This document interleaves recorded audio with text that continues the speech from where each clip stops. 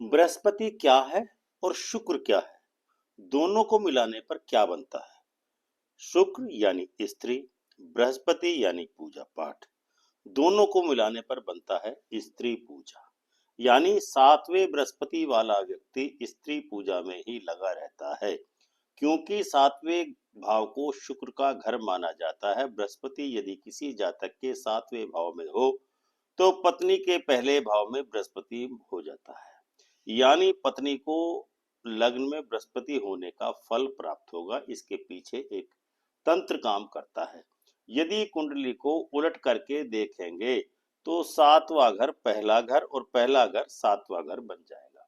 सातवें भाव में बृहस्पति वाला जातक ऐसा साधु होता है जो ग्रस्त का नरक भोगने पर मजबूर होगा। वह स्त्री वह हमेशा ही घर की नंबरदारी से पीछा छुड़ाने को आतुर होगा। यदि ऐसे घर की नंबरदारी घर की महिला करने लगेगी तो उस परिवार को बर्बाद होने से कोई नहीं रोक सकता है, क्योंकि राजा को ही सत्ता चलानी चाहिए। क्योंकि यदि राजा के स्थान पर किसी राज्य में वजीर शासन चलाने लगेगा तो उस राज्य का पतन निश्चित होता है। पत्नी से बेहतर कोई वजीर नहीं हो सकता है। इसीलिए पत्नी को धर्म, पत्नी और घर की लक्ष्मी का दर्जा दिया गया है। नमस्कार दर्शकों, आज के इस अंक में हम आपको बताने वाले हैं कि यदि बृहस्पति किसी जातक के सातवें घर या सातवें खाने में हो तो उस जातक को किस प्रकार के परिणाम प्राप्त होते हैं। इस ग्रह संयोग का उस मानव के जीवन पर क्या प्रभाव होता है। वीडियो प्रारंभ करने से पहले आपसे एक निवेदन है कि यदि आपने अभी तक हमारे चैनल अमृत कलश को सब्सक्राइब न किया हो तो उसको अविलंब सब्सक्राइब करके घंटे का बटन दबाकर ऑल का ऑप्शन अवश्य चुन लें। सातवें भाव को शुक्र का घर माना जाता है।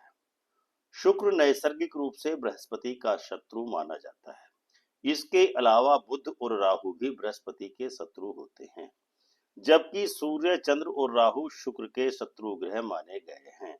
शुक्र के घर में बृहस्पति आ जाने से उस जातक अथवा पुरुष में शुक्र यानी स्त्री के गुण आ जाते हैं। यानी अब बृहस्पति पूरी तरह से शुक्र के अधीन होगा।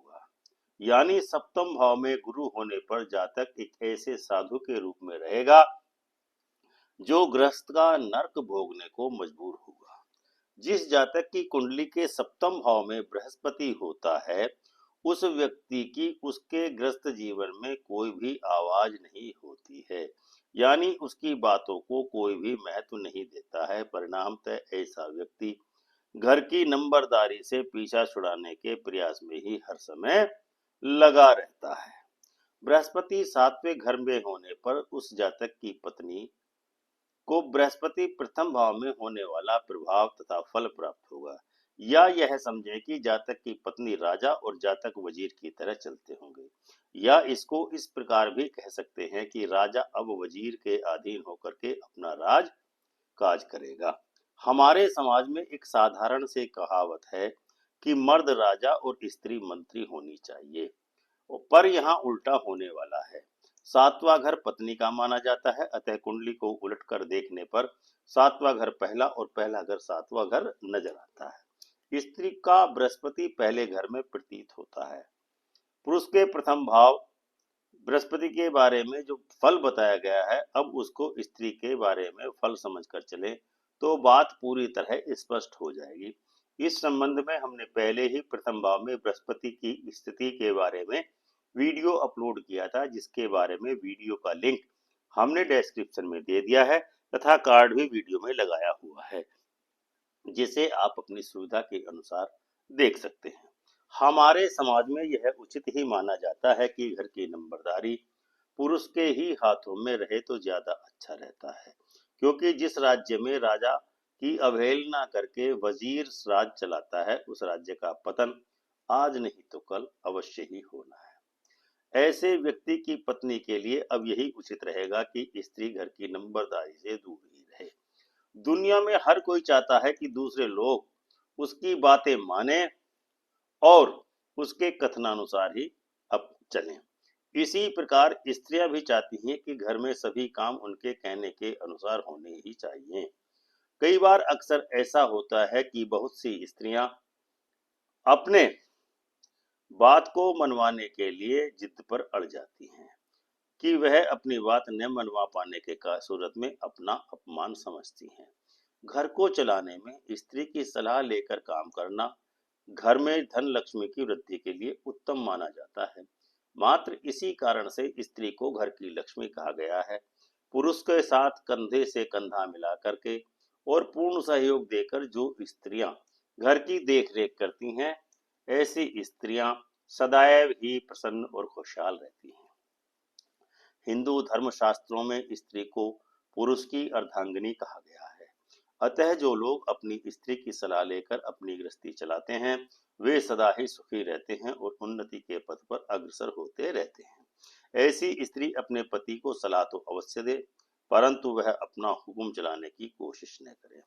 यदि कैकेयी ने अपने आप को सलाह देने तक ही सीमित रखा होता और अपना हुक्म मनवाकर राम को वनवास न दिलवाती, तो आज लोग कैकेयी को अपमान की दृष्टि से न देखते। आप पूरी रामायण में देख सकते हैं कि भगवान राम ने कहीं पर भी कभी भी कैकेयी के लिए अपमानजनक शब्दों का प्रयोग नहीं किया है, परंतु भगवान राम के भक्त कैकेयी को आज भी अपराधी और बुरा मुख कहते हैं। इस सब का एक ही कारण है कि कैकेयी के अंदर ईगो की भावना या अहम की भावना का जन्म लेना था। इसी प्रकार से अपनी एक जिद मनवाने के लिए माता सीता को कितने कष्ट उठाने पड़े। पहले तो जिद करके भगवान राम को मायावी मृग मारने को लिए भेजा, फिर जिद करके लक्ष्मण को भी वहां भेज दिया, और इतना ही नहीं, बाद में तो सीता जी ने लक्ष्मण रेखा को भी महत्ता प्रदान नहीं की। इस प्रकार पुरुष की अवहेलना करके घर की नंबरदारी में रुचि रखने वाली स्त्रियों को बाद में दुखी होते हुए देखा गया है। अतएव सातवें भाव में बृहस्पति रखने वाले जातक की पत्नी यदि घर की नंबरदारी से दूर रहेगी तो उसे बाद में कष्ट नहीं उठाने पड़ेंगे। अतः यह कहा जा सकता है कि जिस व्यक्ति के टेवे के सातवें भाव या घर में बृहस्पति होता है, ऐसा व्यक्ति घर की जिम्मेदारियों से हमेशा बचकर भागना चाहता है तथा घर गृहस्थी की उलझनों भरे वातावरण से दूर भागने की कोशिश में मंदिरों में जाता है, साधु संतों के पास चक्कर लगाता रहता है। और हद तो तब तक होती है कि जब अपने ही घर में मंदिर बना करके भगवान की पूजा अर्चना में मग्न रहता है, जो कि उसके पुत्र सुख में बाधक है। सातवें भाव में बृहस्पति वाला जातक यदि घर में मंदिर रखेगा तो उसे दूसरे से मांग कर लिए हुए पुत्र से भी पुत्र सुख नहीं मिल सकेगा। ऐसा व्यक्ति अपनी स्त्री का पुजारी बना रहने में ही सुख का अनुभव करता है। बृहस्पति क्या है? पूजा। शुक्र क्या है? स्त्री। दोनों को मिलाने पर क्या बनता है? शुक्र बराबर स्त्री और बृहस्पति बराबर पूजा, यानी दोनों को मिलाने पर स्त्री पूजा होती है। यानी सातवें भाव में बृहस्पति वाला व्यक्ति स्त्री पूजा में ही लगा रहता है। सातवें भाव वाले के कष्ट हमने अभी तक जो भी वर्णन किया है उससे आपको यह अवश्य ही महसूस हो रहा होगा कि जिस जातक के सातवें भाव में बृहस्पति होगा वह कभी सुखी न होगा और जोर का गुलाम बनकर ही रहेगा। घर में मंदिर रखने के कारण पुत्र सुख का अभाव बना रहेगा। कष्टों के कारण क्या है इनके? जिसके सातवें भाव में बृहस्पति होने पर जातकों को 3 प्रकार के कष्ट के कारण है। यदि जातक की पत्नी घर की नंबरदारी में रुचि ले रही हो। नंबर 2, घर में बना हुआ मंदिर हो। नंबर 3, साधु संतों से लगातार संपर्क बनाए रखना। अब हम आपको सातवें भाव में बृहस्पति होने पर क्या क्या उपाय आपको करने हैं उसके बारे में बताते हैं कि इन उपायों को कैसे कैसे करना है। लेकिन इन उपायों को बताने से पहले आपसे एक निवेदन है कि यदि आपने अभी तक हमारे चैनल अमृत कलश को सब्सक्राइब न किया हो तो उसको तुरंत ही सब्सक्राइब करके बेल आइकन का बटन दबाकर ऑल का ऑप्शन जरूर चुनें। वीडियो को लाइक एवं शेयर करें तथा कमेंट करके अपनी राय से हमको अवश्य ही अवगत कराएं कि आपको यह वीडियो कैसा लगा। अब हम आपको उपाय बताते हैं। घर से तत्काल ही मंदिर को हटा देना चाहिए। नंबर 2, पति की पत्नी पूजा को उसकी पत्नी उसकी कमजोरी समझकर उस पर हुकूमत करने की कोशिश न करे, क्योंकि ऐसी स्त्री पत्नी का खून पति पर हावी होने के कारण अधिक लड़कियों को जन्म देगी। बेहतर होगा कि पत्नी पुरुष को बलहीन होने का आभास न होने दे। नंबर 3, मर्द को साधु संतों का साथ छोड़ करके गृहस्थ भोगने और पुत्रों का जन्म देने की ओर ध्यान देना चाहिए। नंबर 4 पर स्त्री संपर्क से हर हाल में बचना चाहिए।